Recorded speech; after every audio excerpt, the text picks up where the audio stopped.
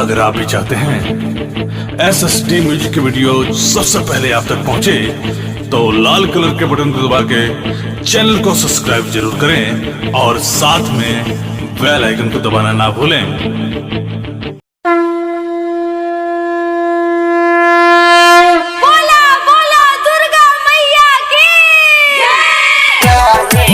presented by SSD Music.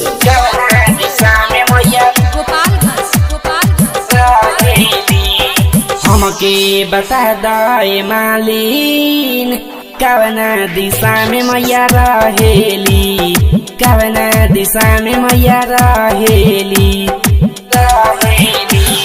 हमके बता दाए मालिन कवना दिशा में मैया रहेली, कवना दिशा में मैया रहेली।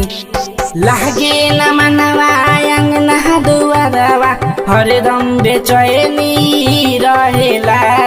हमके बता दे मालिन कवना दिशा में मैया रहेली, कवना दिशा में मैया रहेली। Mixed by Santi Recording Studio, Chandigarh, Baghaye.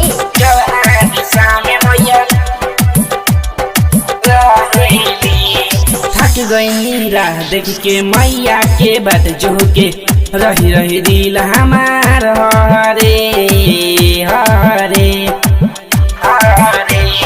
थक गई राह देख के मैया के बात जो के रही रही दिल हमार हरे हरे। बाग में देखनी बगैचा में देखनी कहीं ना कोयलिया बोलेली। हमके बता दे मालिन कवना दिशा में मैया रहेली, कवना दिशा में मैया रहेली।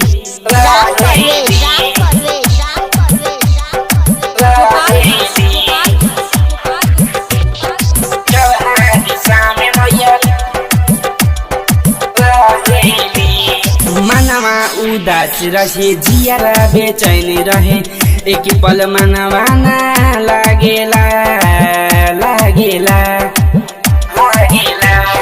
मनवा उदास रहे जियारा बेचैन रहे, एक पल मनवा ना लागेला लागेला। अरे अन आशिक पूछे ले बात के पवन कारण सजा सहेले। हमके बता दे मालिन कवना दिशा में मैया रहेली, कवना दिशा में मैया रहेली। लागे न मनवा अंगना दुआरवा हरदम बेचैनी रहेला। हमके बता दे मालिन कवना दिशा में मैया रहेली, कवना दिशा में मैया रहेली। Mixed by Santi Recording Studio, Chandigarh, Baghaye.